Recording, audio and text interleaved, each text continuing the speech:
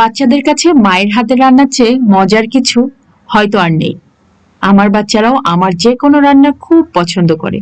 ওরা যখন বলে, আম্মু তোমার রান্না এত মজা হয় কেন, তখন সত্যি সারাদিনের সব ক্লান্তি এক নিমিষেই চলে যায়। আজ তাই বাচ্চাদের জন্য প্লেটটা একটু ভালোবাসা দিয়ে সাজিয়ে নিলাম। গরম গরম ভাত, মজার রাজহাঁসের মাংস, আর সাথে টমেটোর স্যালাড। মায়ের হাতের রান্না হয়তো দামি কোনো উপকরণ থাকে না, কিন্তু থাকে সন্তানের জন্য এক মুঠো ভালোবাসা।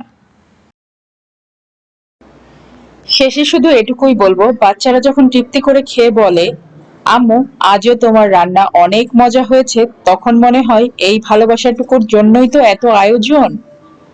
আপনাদের বাসায়ও কি মায়ের হাতের রান্না নিয়ে এমন মিষ্টি কথা হয়? জানাবেন কিন্তু। পৃথিবীতে সবচেয়ে নিঃস্বার্থ ভালোবাসা হচ্ছে মা বাবার ভালোবাসা। এর থেকে নিঃস্বার্থ ভালোবাসা আর কিছুই নেই।